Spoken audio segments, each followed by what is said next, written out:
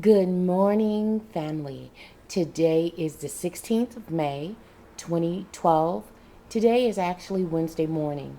It is 7:46 in the a.m. and today we are making my mama's homemade sweet potato pound cake. Okay.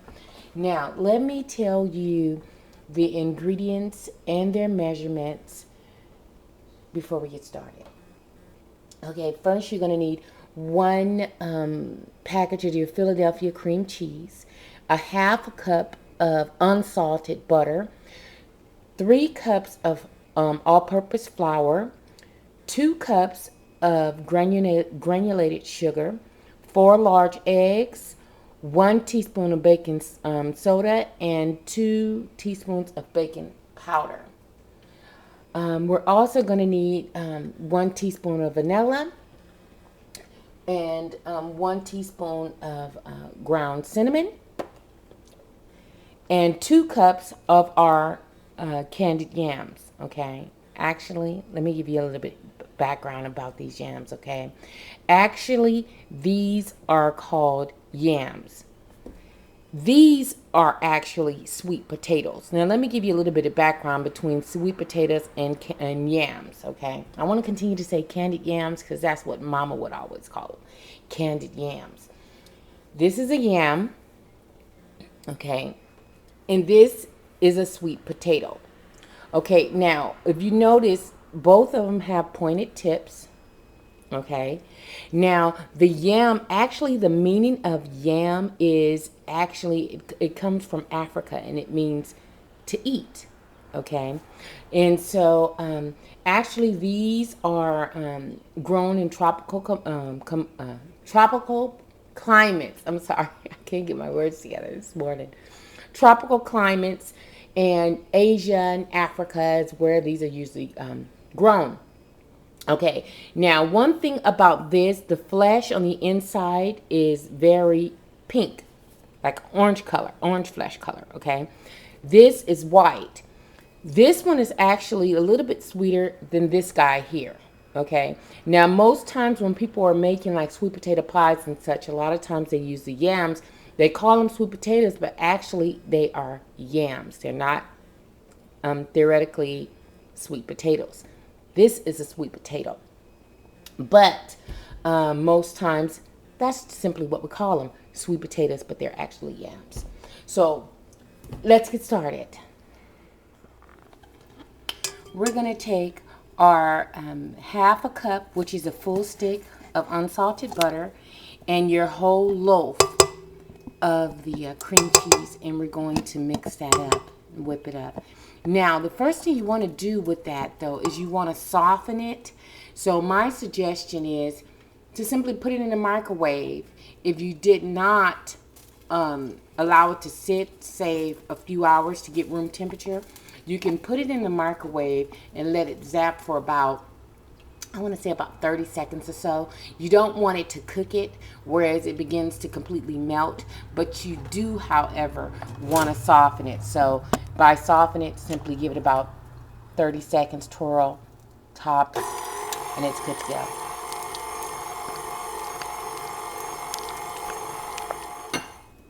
A little bit at a time, you want to begin to add your sugar.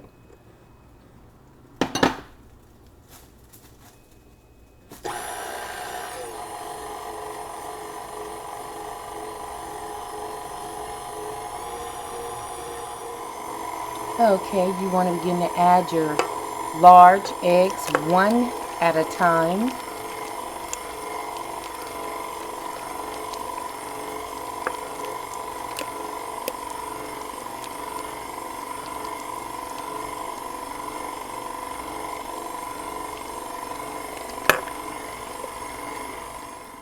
To speed up the process of boiling your potatoes, or your yams, shall I say, what you want to do is you want to add a lid onto your pot, and they will cook like half the time.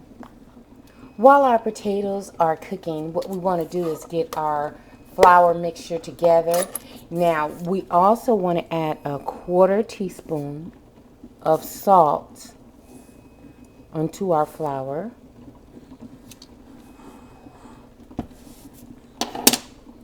as well as our baking powder and baking soda. Take your whisk and just kind of blend that just a little bit. Then add your 1 teaspoon of cinnamon inside of your flour mixture as well.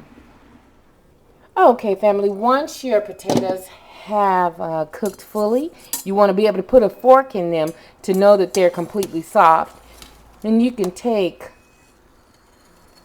something such as this and get them all out at once. Okay, then you just take your potato masher and just kind of mash these guys up just a little bit.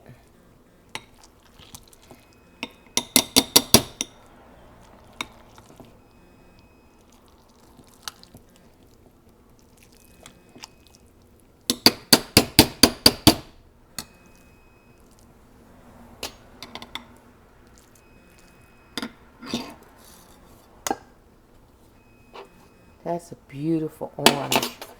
Okay, now we can spoon some of this inside of our cup because what we need is 2 cups.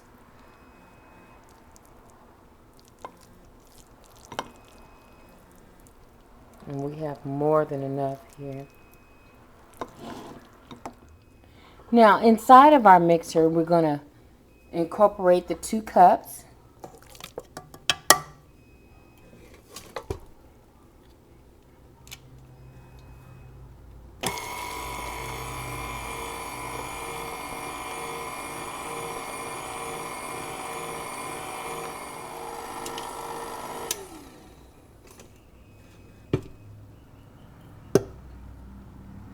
Now you want to begin to add your flour mixture in here a little bit at a time.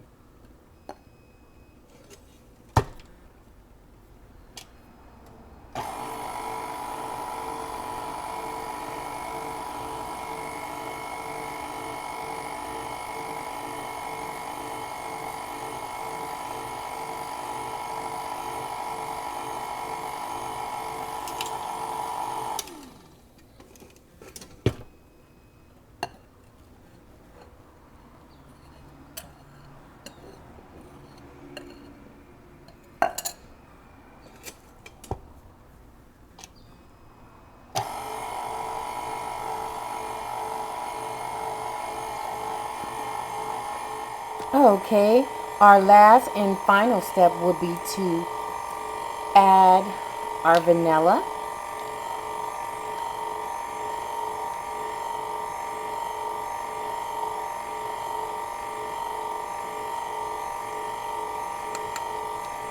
That will be 1 teaspoon of that. You want to mix this together and we're going to pan it up. Okay, family, we have sprayed our bundt pan with Baker's Joy. Now that that's ready to go, so now we're just going to simply pour this inside of our pan here. Now what you want to do is preheat your oven to 350. You want to cook this no more than 1 hour and 10 minutes. So when it gets to 1 hour, constantly go in there and double check on it. In no more than 1 hour and 10 minutes. You don't want it to scorch. And one thing about cooking with like glass pans, let me give you a quick tip about glass cake pans and such. You can lower your degrees to 25 degrees lower on your glass pans. Just a quick tip on that. It don't have to cook as long in glass, and it don't have to cook as high. But this is just one of your regular Wilton pans here. A non-stick pan. But even with the non-stick still, I opt to spray it because I just don't want no mishaps with it. Now, once you do that, you kind of want to shimmy it a little bit. Sometimes I even do a couple of those. Not a lot because I don't want to agitate my batter too much and make it a little fussy, but you can kind of shimmy it a little bit and even do a few of those, and it will bring air pockets to the surface. And you see how like there's an air pocket right there. It brings the air pockets to the surface when you're making your cakes. You don't want the air pockets in there. All right, family, let's go. Okay, family. Now, this is what we're going to do. I have the cream cheese frosting, and what I did was I put it in the microwave for a few minutes just to allow it to soften up. And we're just going to glaze the top of this cake like so.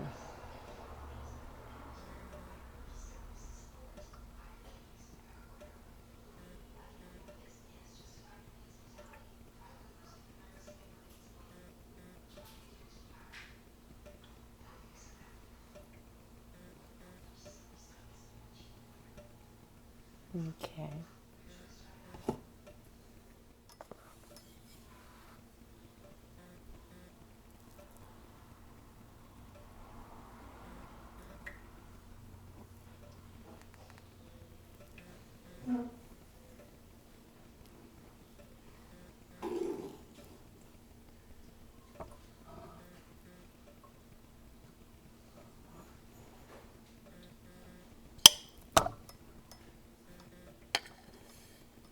Bon appetit, family.